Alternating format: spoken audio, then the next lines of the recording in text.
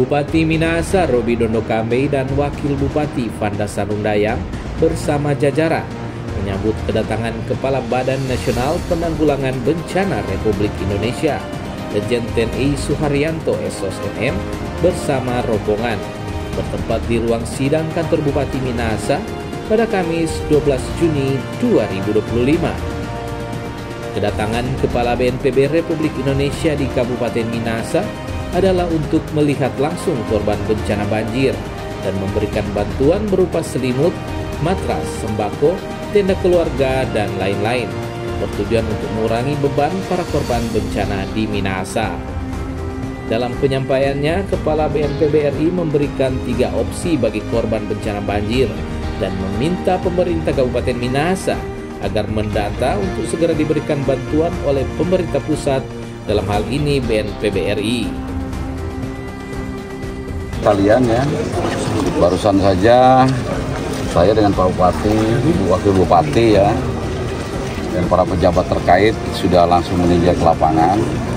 Sesampainya tadi di Kota Tondano, kita langsung rapat koordinasi untuk menentukan langkah-langkah apa yang harus dilakukan karena banjirnya sudah terjadi. Kemudian juga tadi sudah dialog dengan masyarakat untuk mengetahui secara langsung apa yang diinginkan masyarakat. Jadi yang pertama, banjir ini memang tidak terjadi setiap tahun. Baru terjadi hari ini setelah kurang lebih 5 tahun. Kenapa? Akibatnya atau penyebabnya adalah karena curah hujan di tahun 2025 ini cukup besar, cukup lebat, karena itu siklus 5 tahun. Tetapi karena banjir sudah terjadi, kita tidak mengharapkan tahun depan curah hujannya lebih sedikit, tidak seperti itu ya. Jadi karena sekarang sudah terjadi, masyarakat terdampak banyak, mereka ada yang mengungsi.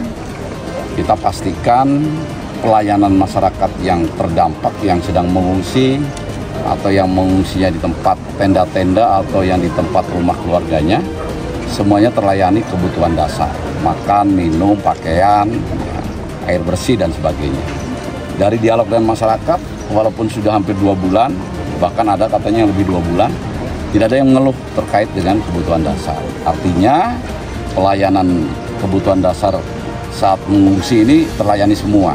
Saya juga dari pemerintah pusat terima kasih ke pemerintah daerah, Kodim, Polres yang sudah bersatu padu ya, Prokopimda, untuk memastikan masyarakat terdampak ini terlayani kebutuhan. Kemudian juga kita sepakat setelah itu, setelah nanti airnya surut, gitu ya, tanggap daruratnya selesai, kita tidak ingin kondisi ini berulang setiap tahun.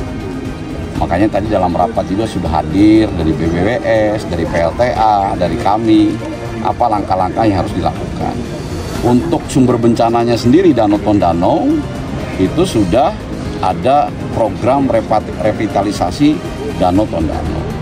Dari PLTA juga sudah akan membangun pintu air lagi, sudah membangun tanggul. Pak Bupati juga terkait sampah, ini juga sudah mengeluarkan perda. Jadi untuk 3 sumber masalah, yaitu pendangkalan danau, sedimentasi sungai, karena sampah, ini semuanya sudah ada upaya untuk ke depan. Ya, hasilnya kita lihat. Ya, hasilnya kita lihat. Nah, untuk masyarakat sendiri ada 3 opsi. Karena mereka kan nggak mau jadi korban terus. Opsi pertama, mereka pindah dari sini. Mereka pindah secara mandiri. Ya, secara mandiri dimanapun mereka menyiapkan titiknya, tanahnya, nanti pemerintah pusat lewat BNPB membangun rumahnya. Ya. Kemudian yang kedua, relokasi terpusat. Terpusat bukan berarti seluruh pengungsi dijadikan satu, tidak. Mungkin satu desa, 10 orang, 2 desa, 100 orang, terserah. Itu pemerintah kabupaten, Pak Bupati akan mengkoordinir. Kira-kira yang relokasi terpusat mana aja. Kalau sudah dapat titiknya, kita bangun rumahnya. Sama seperti yang kita bangun di Pulang Mondo Selatan ketika memindahkan 2 desa dari Gunung Sitaro. Itu contohnya. Yang ketiga, nggak mau relokasi karena terikat dengan tanah kelahiran. Nah, tadi opsinya sepakat rumahnya ditinggikan. Yang rusak berat dibangun kembali di situ, tetapi dengan rumah yang lebih tinggi, rumah panggung. Pemerintah pusat membantu stimulan, ya, rumahnya itu 60 juta. Kalau nggak cukup, ya nanti pemerintah daerah juga urunan. mungkin dari pemerintah provinsi juga ikut rembuk, mungkin dari perusahaan, mungkin dari yang punya rumah, punya tabungan, gabung jadi satu. Sehingga terkumpul beberapa anggaran sehingga dibangun. Kapan? Secepatnya, ya. Ini segera setelah pertemuan ini, Pak Bupati akan mendata dan tidak harus selesai semua. Dapat dulu 100, kita bangun 100. Dapat 10, kita bangun 10. Supaya ini cepat, bertahap, bertingkat, berlanjut, kelihatan kegiatan untuk pasca bencana ini. Kemudian yang rusak sedang, ringan, yang kemudian begitu air surut bisa kembali ke rumahnya masing-masing karena terdampaknya relatif kecil ya, tapi rusak.